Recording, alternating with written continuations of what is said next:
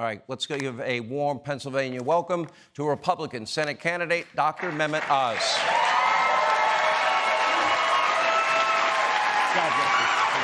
That was wonderful.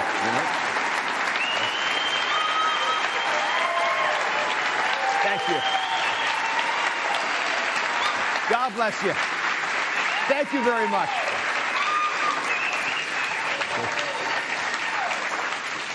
Great to see you. How are you?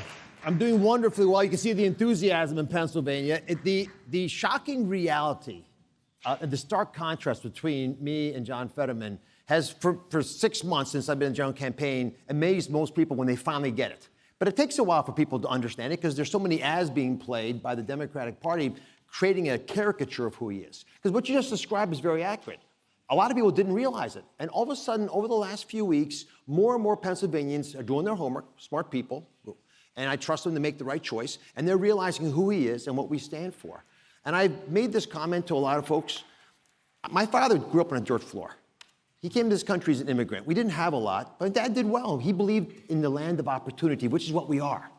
And for him and our family, the embodiment of the American dream came true because we believed in the ingenuity of Americans. We believed in the grit of Americans. We believe in America. That is the fundamental difference between me and the far-left radical elements of the Democratic Party. And I think, Sean, it's not the general Democratic Party because there are a lot of conservative Democrats in Pennsylvania who are going to vote for me. But the fringe elements, and I didn't realize I'd be running against the poster child of that movement, John Fetterman, but when they don't actually believe in our ability to get things done, they start to adopt policies that don't make any sense. You've touched on a couple of them, but they start getting it wrong on crime. York, Pennsylvania is halfway between Baltimore and Philadelphia. There's a lot of crime here. People here began figuring it out. Clergy worked with police, and they worked out some problems, and the community got involved, and they began to get in solutions. It's actually a pretty good result compared to, for example, Philadelphia, which has the highest murder rate ever in our lifetime. You touched on it, but you try to walk through Philadelphia. Families don't let their kids go outside. Stores, chains are leaving. The economic impact is massive, and it's not safe. And those scars cause all kinds of problems for kids that will last for generations. They have the same degree of post-traumatic stress disorder, and I'll speak as a doctor, as some of the GIs in war zones, like refugee camps. That's the big city, Philadelphia. Pittsburgh, where I was at the Steelers game on Sunday, tailgating just a few blocks from where 3 people were murdered. So they're not immune. All the cities are experiencing this. But when John Fetterman says the things that you recounted, which are absolutely accurate, is the most pro-murderer candidate in America, yeah, that causes problems. It seems to get people a little riled up for good reason. That's why the police, when they endorsed me, Sean, it wasn't just a nice, polite endorsement. It was unanimous. You know what it's like getting 500 cops together in a big room, they're all leaders? They don't do anything unanimously, but they were so upset as how he's been dismissive of their efforts to do their jobs. I have a hard time understanding. I've been doing this work since 1987 when I started my radio journey. I've never met a guy that was more pro-convicted murderer than John Fetterman. I never met a guy that wanted to open up and unleash the prison population on their state the way he does. It's mind-numbing to me. Well, it goes beyond that. The attitude is one of disdain. Like, it doesn't matter what you guys do. I've got better ideas. Think of this. If a jury of your peers think that you murdered somebody and a judge sentences you to life in prison, they're probably right. And so who are you to walk in there and say, I don't care what you guys think? He seems to care more about the criminals than the innocent. Wow. And that's what I'm hearing, especially in some of the urban populations. People in Philadelphia will say, we think we're part of a social experiment. They literally are doing things never done before to see how it works out. And we don't want to be part of the growing pains of working that through. And Sean, that's just on true crime. Then there's fentanyl. And Pennsylvania has become ground zero for fentanyl deaths. We're number 3 in the nation. Wow. We have the largest open-air drug market in Philadelphia. You'll go for blocks and blocks and only see addicts with needles sticking out of their bodies.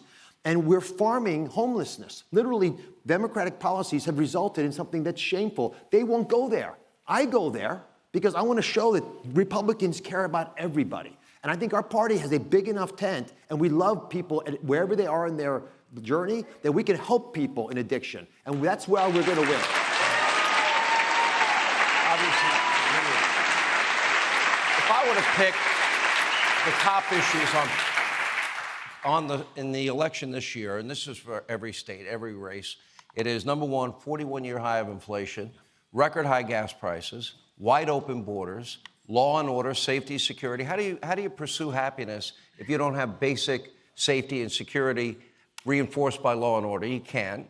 And then, of course, woke education. I think parents want to take back their schools, and they don't want their kids going to school and getting indoctrinated. They want reading, writing, math, science, history, computers, and get rid of all the other values and let the parents instill those values at home. I think in the federal government, you're absolutely right. We have an obligation to make sure that kids who are at risk get educated. It's better for their families, for their communities. It makes the entire country hum like a well-oiled machine, and yet we haven't been doing that. States are doing it in different ways, but it's not working. In Philadelphia, 30% of the kids in third grade read at grade level. Think about that. A third of the kids in third grade are reading at the right level. The other two-thirds can't read. So they're never going to catch up. We should take taxpayer money that you decide to give to this process, make a fund at the federal level, give it back to the states and say, give that to parents who want their kids to be able to go to parochial schools. Are the issues I mentioned, are they the issues you're hearing about the most? And I probably would say in the Commonwealth of Pennsylvania, you have to add energy to that list. There's no question why this race is now neck and neck. I focused on the issues you mentioned, especially the economy, crime, and the border with drugs. Gas. Right? Well, gas is part of, to me, the economy, because if you really want to drop inflation, and it's a much less painful way than raising interest rates, allow natural gas to be unleashed in Pennsylvania. Tom Cotton was coming out.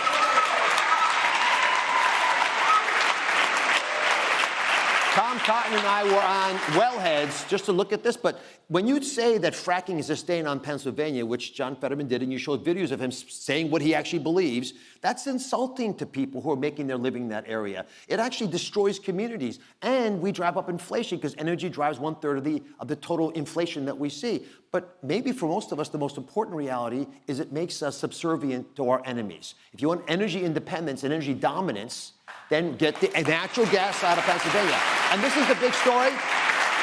If you truly love the environment, if you really love the environment, you should root for natural gas, because that's how we've dropped our carbon footprint the last 15 years. By the way, they're predicting gas prices, natural gas prices are going to go up dramatically, and that they may actually lose the electric grid in New England as a result of a shortage of natural gas. Hey, Sean Hannity here. Hey, click here to subscribe to Fox News YouTube page and catch our hottest interviews and most compelling analysis. You will not get it anywhere else.